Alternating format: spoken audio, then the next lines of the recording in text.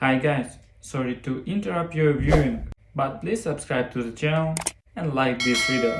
Thank you. The moment I saw her walk into the restaurant wearing that dress, my dress, I knew something in me had snapped. It wasn't rage exactly. Rage is too clean, too sudden. This was something slower, something more sour. A kind of dull ache I'd carried for years that had finally decided it was done being quiet. I watched Lily glide toward the table like she was walking a red carpet.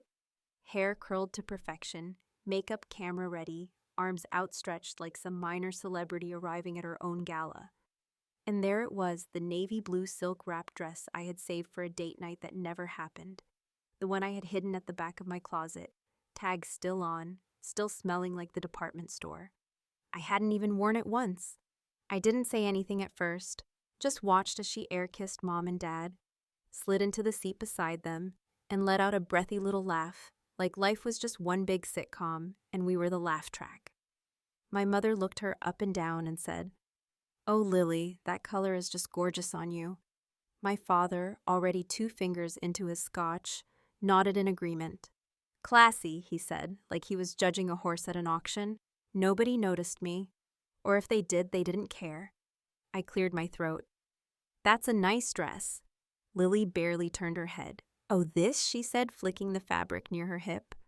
"I found it in your closet. You never wore it. Honestly, you never look good in this cut anyway." That was the moment. Right there. The moment where years of being dismissed, overshadowed, brushed off, overlooked, pitied, patronized, and told I was the sensible one, built into something so heavy it couldn't stay inside me anymore. I looked at my mother, waiting for her to say something. Maybe, "That wasn't yours to take," or even just a quiet, "Lily." But instead she laughed. Laughed. My father chuckled too, not maliciously, not cruelly, just casually, like it was all in good fun. Like mocking me at my expense was some family tradition we'd all agreed to. I smiled. It was automatic, the way people smile when they're trying not to cry or scream. I reached for the wine glass, took a sip, and said nothing. Not yet. Not then. I waited. Dinner rolled on. The waitress brought the appetizers. My father ordered the expensive bottle of wine, because it's a celebration, damn it. My mother complimented Lily on her career. How proud they were that she was moving up so fast in that big firm. Lily grinned and shrugged in that fake humble way she always had, saying, "Well, hard work pays off," as if she'd invented the phrase. I wanted to laugh out loud. I really did. Because the truth? Lily didn't have that job. Not anymore. And possibly never had it in the first place. I found out a few weeks ago, completely by accident. I was on my laptop one night working late, and I got an email meant for her. Our addresses are almost identical, just one letter off. It was from someone in HR at the firm she claimed to work for, asking about a resignation letter Lily had supposedly submitted.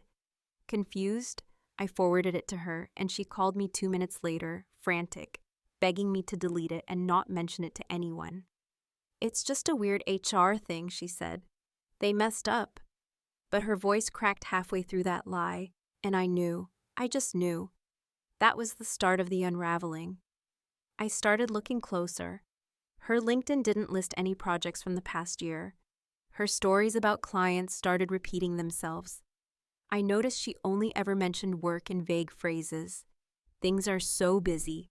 Lots of accounts to manage, meetings all day, but never any names, never any real details. When I asked about her coworkers, she changed the subject. I didn't tell anyone. I didn't plan to. I figured it wasn't my business. Let her pretend. But now she was here, wearing my damn dress, smirking and insulting me to my face, while the people who were supposed to love me laughed along. So I waited. I held it all in while the entrees came, and the candles flickered, and Lily told a story about her boss flying her out to LA next month. I let the lies hang there like ornaments on a dead tree. And when the waitress brought out the dessert tray, mini cheesecakes, chocolate mousse, creme brulee, I smiled again. This time, not because I had to. I picked up my spoon and said, just loud enough for the table to hear, "This is delicious. By the way, Lily, your boss called me yesterday." Asked for you, actually. Sounded confused when I said I thought you still worked there. Silence. The kind of silence that sinks into your skin and makes your bones hum. Lily's hand froze halfway to her glass. My mother blinked. My father raised his eyebrows like he'd misheard me. I just kept eating, calm, collected. Because you don't scream during a reveal like that. You whisper it like a secret that's waited too long in the dark. And the best part? We still had dessert to finish. 3 weeks before that dinner, before the dessert plates, and the moment everything cracked in half, I was sitting on my living room floor with my laptop open and a cold cup of coffee beside me that I had reheated twice but never actually finished. It was a Wednesday night, the kind of midweek slump where your brain is fried but your inbox doesn't care.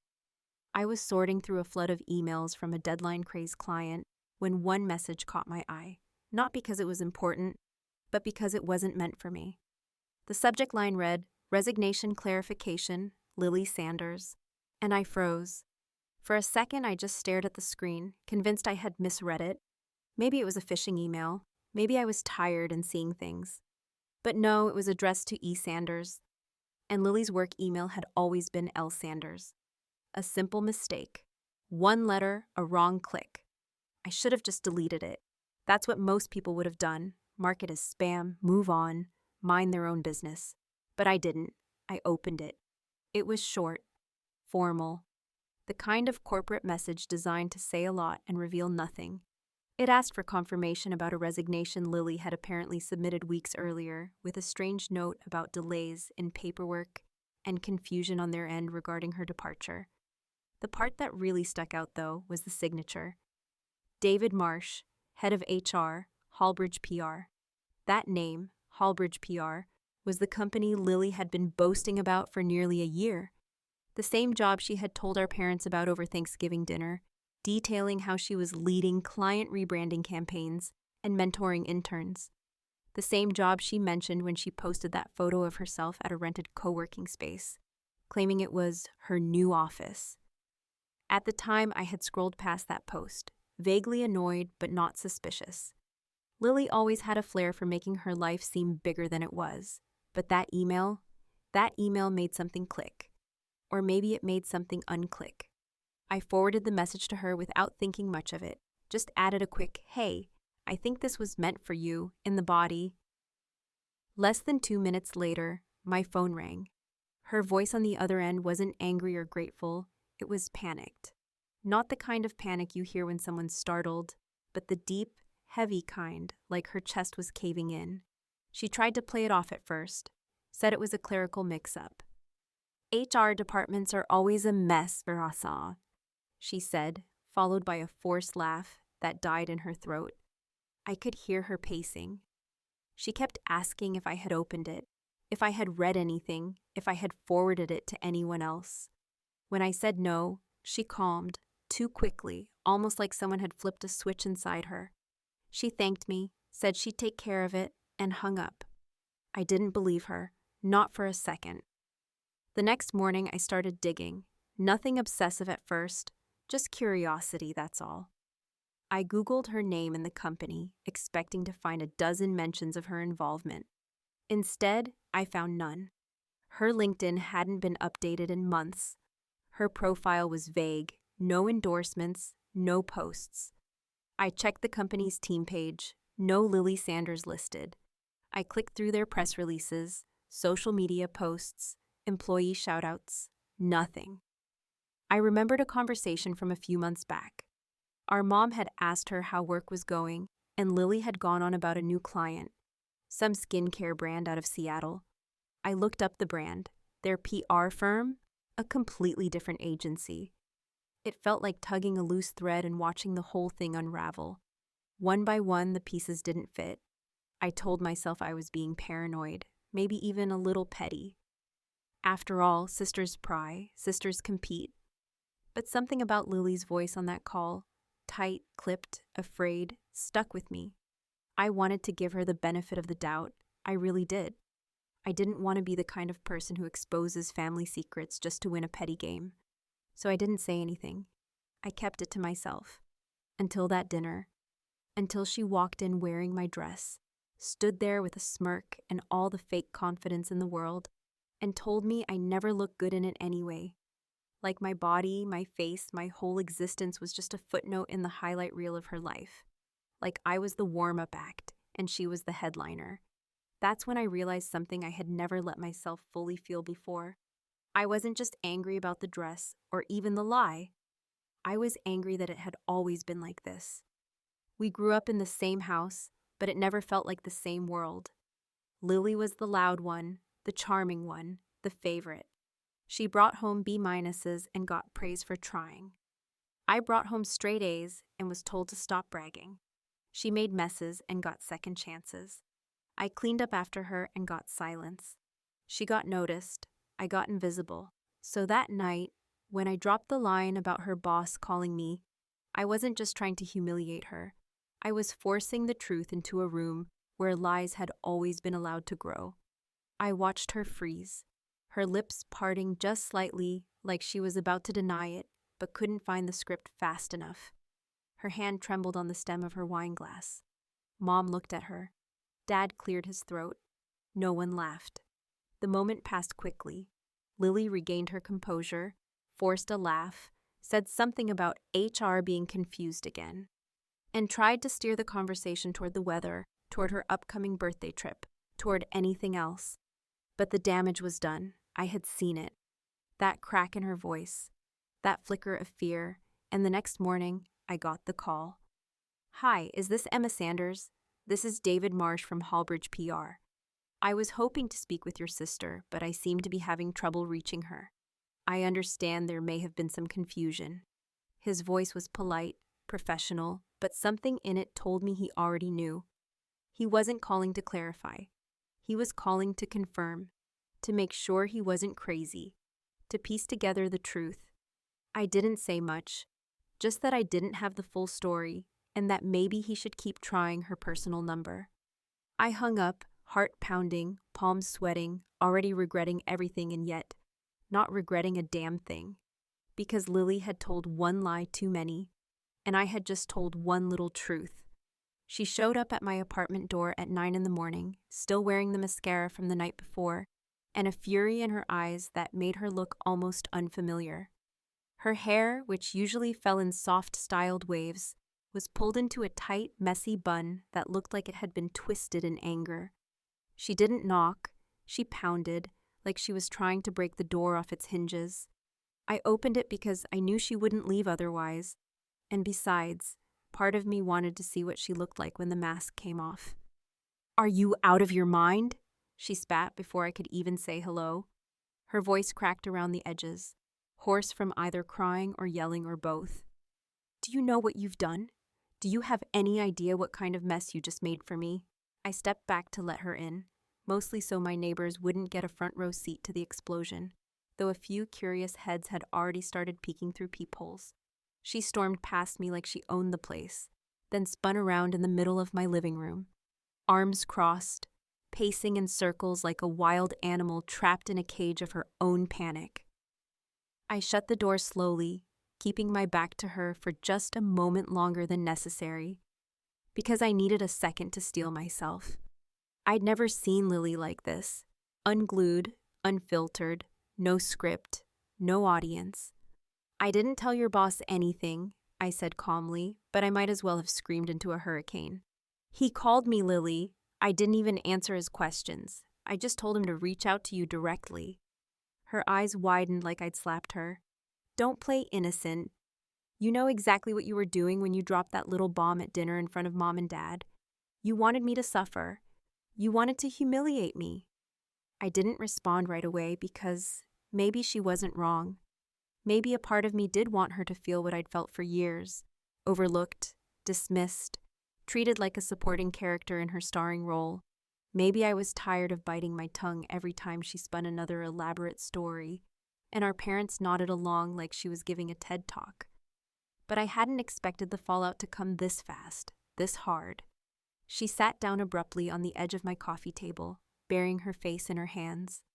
Her voice came out muffled. "He called my references. He said the email didn't match their records. Then he asked about the client accounts I listed on my resume, and when he couldn't verify any of them, he said they're considering legal action. Legal action, Emma. That got my attention. I sat down slowly on the arm of the couch, not too close, just near enough to watch her unravel without getting caught in the spiral. I didn't know it had gone that far, I said, and I meant it. I knew she was lying, but I hadn't realized she had built an entire resume out of fiction. A whole identity, stitched together with fake projects, imaginary clients, possibly forged documents. She looked up at me, and for the first time in a long while, she didn't look smug or untouchable. She looked scared, and in that moment, it was hard to tell whether I felt vindicated or just sad. Why, I asked her, my voice quieter than I expected. Why would you make all of that up? Why pretend you had a job when you didn't? Lily didn't answer right away. She stared at the carpet for a long time like she was counting the threads. Then she let out a bitter little laugh, one that didn't reach her eyes. Because I didn't want to be the loser in the family, she said. Because I was tired of being broke and tired and watching you actually build something while I faked it. I blinked, confused. Me? You think I'm the one they admire? She scoffed. Please, you're the stable one, the responsible one, the one who didn't waste a degree or bounce between jobs or move back home twice. You think just because they don't say it that they don't compare us? They do. They always have. For a moment, I didn't know what to say. For so long, I'd seen her as the golden child, the one who always got the attention, the forgiveness, the benefit of the doubt. I never considered that maybe her whole performance was just that, a performance carefully curated to cover her own sense of failure. But the sympathy didn't last long because as much as she wanted to paint herself as a victim now, she'd been perfectly fine laughing at me while she wore my dress and mocked me in front of our parents. You didn't have to take me down with you, she whispered. You could have let it go. Something hardened in my chest. And you could have not stolen from me. You could have not lied for a year. You could have not humiliated me in front of our parents like it was some running joke. She stood again, shaky and furious. So this is revenge then? A dress for a career? That's your idea of justice? I didn't answer, because I didn't know anymore. Maybe it had started with the dress. Maybe it had started long before that, with every time they told her she was special and told me I was strong, like one was a compliment and the other was just a consolation prize.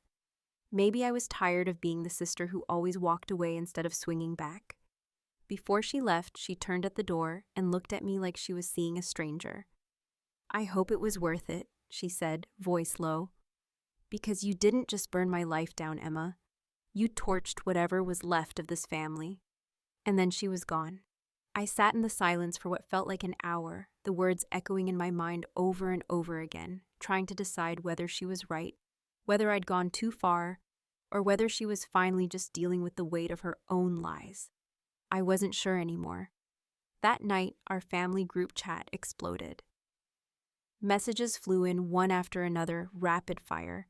My mother wrote, "How could you be so cruel to your sister?" My father asked if I could come over and fix this. Not help Lily, not get the truth, just fix it, like this was some mess I had made because I didn't smile politely while being stabbed in the back. I didn't reply because I knew whatever came next would be messier, and I was done pretending I wasn't part of it. The email arrived at exactly 11:32 the following morning. I hadn't been waiting for it, not consciously at least, but when I saw the sender, Anonymous Submissions, Hallbridge PR Ethics Line, my stomach turned in a way that felt both familiar and utterly alien.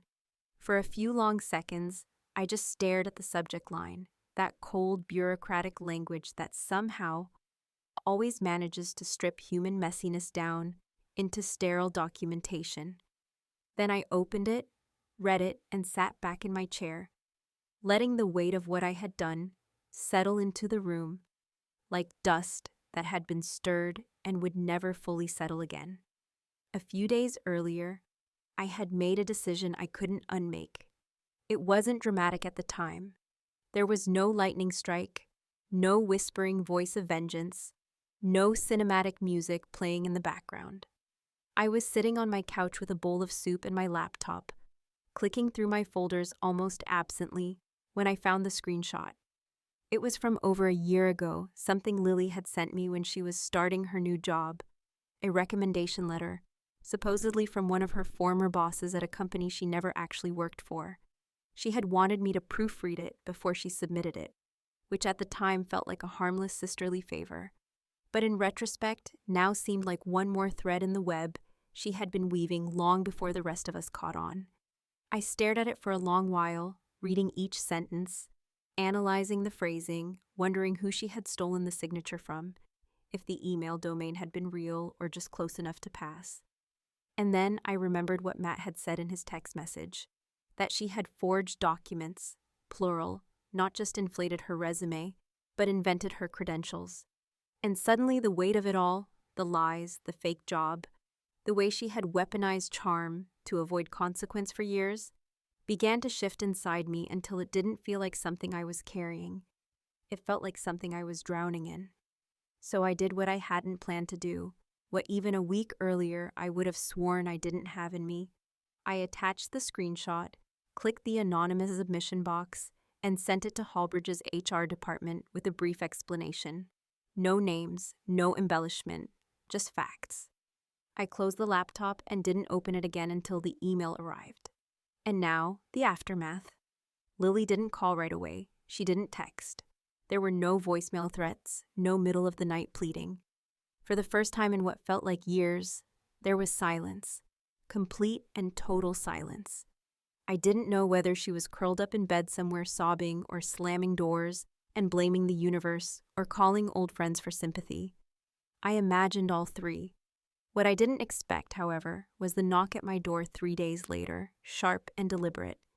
When I opened it, it wasn't Lily standing there, but our parents. My mother looked like she'd aged 10 years since the dinner. Her perfectly styled hair was falling flat. Her lipstick was faint, and she wore that look only mothers can summon, somewhere between disappointment and a grief she couldn't name. My father didn't speak. He just stepped inside and sat down on the edge of my couch like he owned it. I stood by the door for a moment, unsure whether to laugh or brace for war. She told us everything, my mother said finally. About the letter, about the email, about the job. I waited, unsure if this was the part where they apologized for never listening, for never seeing me, for laughing when I was hurt and brushing me off when I needed them. But instead, my father looked up at me, eyes narrowed, and said, "You didn't have to destroy her like that." And just like that, I felt the shift. Whatever guilt I had been nursing, whatever part of me had been wondering whether I'd gone too far, evaporated like steam off boiling water.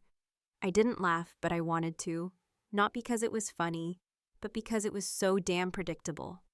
Of course, they weren't angry that Lily had lied.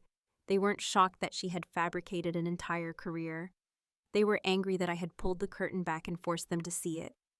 "I didn't destroy her," I said calmly. "She did that all by herself. I just stopped covering for her." My mother looked tired, like the words exhausted her before she could even respond. "You know how fragile she is, Emma. You know how much pressure she's been under." "Fragile?" I repeated, blinking. "She faked a career for an entire year, stole from me, humiliated me in front of you, and I'm the one you're worried about being too harsh?" My father stood up, shaking his head slowly. "This isn't about who's right. It's about family. You could have handled this differently." I stared at him, stunned by how quickly the narrative had shifted, how easily they had rewritten the script to make me the villain. "You mean quietly," I said. "You mean pretend everything's fine like we always do, let her lie, let her wear my clothes, let her take credit for things she didn't do, and let me just swallow it all, again."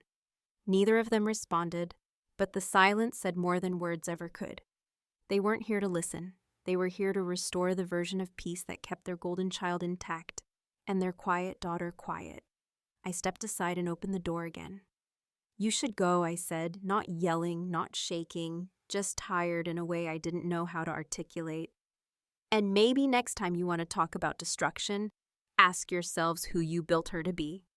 They left without another word.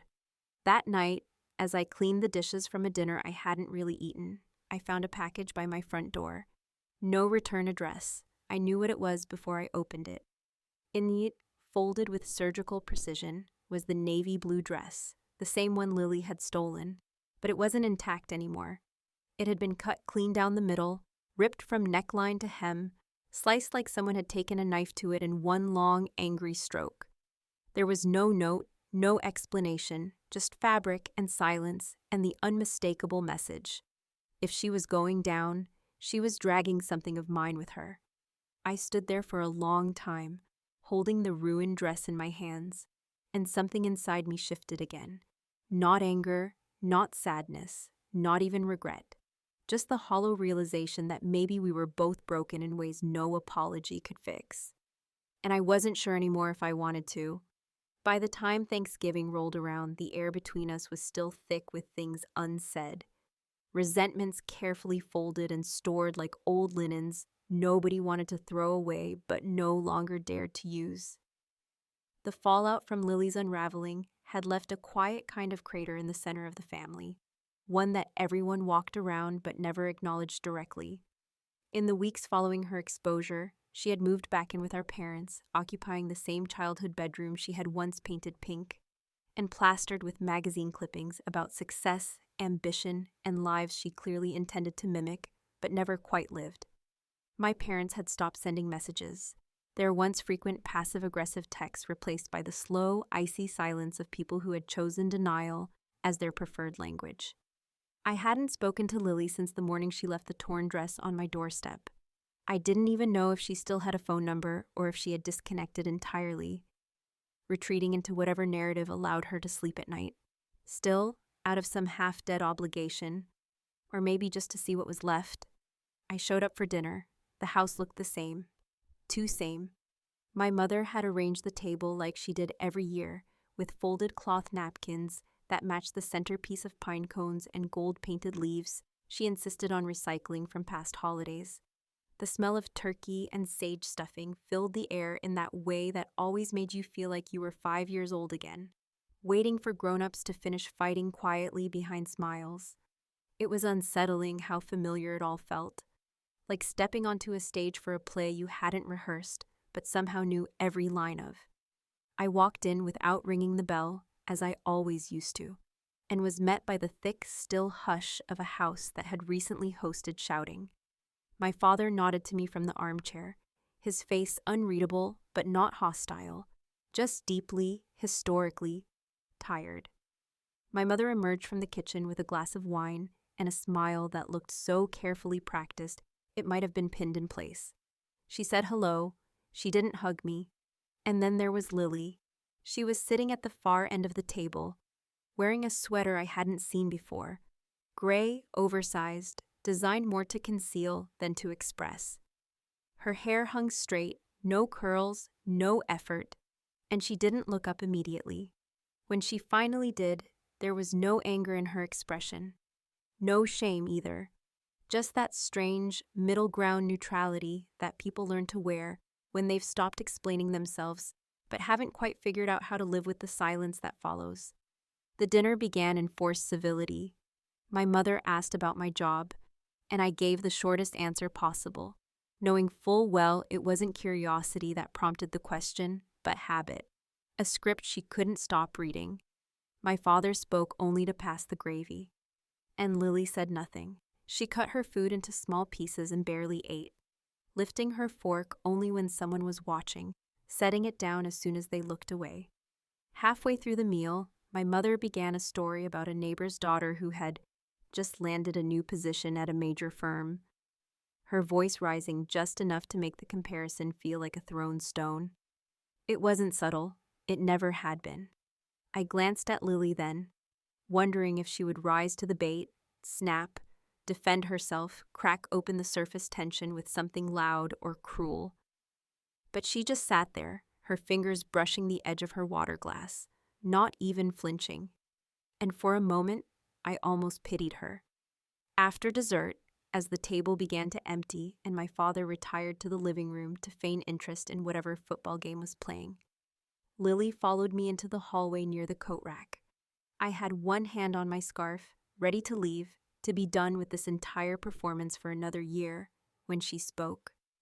I'm not going to apologize, she said, her voice low, steady, far too calm for the wreckage she had left behind.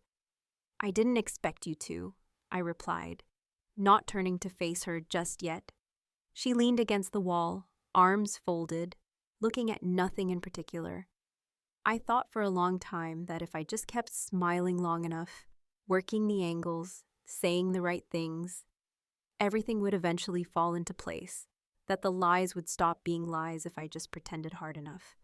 But it turns out pretending is exhausting. I finally looked at her then, trying to find something in her face that wasn't armor or bitterness. She looked older, not in years, but in a way that showed. The way shame does. The way loss does when you can't even figure out what exactly you lost. Only that it isn't coming back. I'm not proud of what I did, she continued, but I don't regret all of it. Some of it, maybe, the job thing, that got out of hand. But if you're looking for me to fall apart in front of you, it's not going to happen. I already did that. Alone. I wasn't waiting for an apology, Had. I said again, this time meaning it. I just wanted the truth, not for them, for me. She nodded once slowly, like she finally understood that it was never about the dress or the dinner or the job. It was about the years in between, the stolen chances, the imbalance, the long, quiet ache of being the one who wasn't chosen. Not for praise, not for forgiveness, not even for notice. I left something in your coat pocket, she said then, stepping away from the wall and heading toward the kitchen. It's not much. Don't read into it.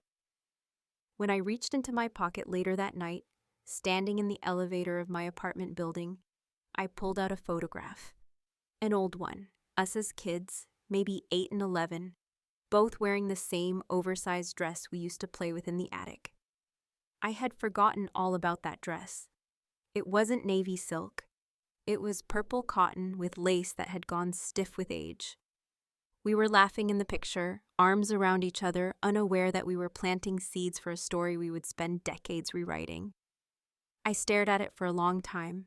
Somewhere between the elevator and my front door, I realized I didn't know whether the photo was meant as peace or penance. I didn't know if she wanted forgiveness or simply wanted me to remember that we hadn't always been this broken. But I slipped the photo into my desk drawer anyway, beneath a stack of bills and receipts, not because I wanted to forget, but because I wasn't ready to forgive. Because revenge, no matter how clean you imagine it, never is.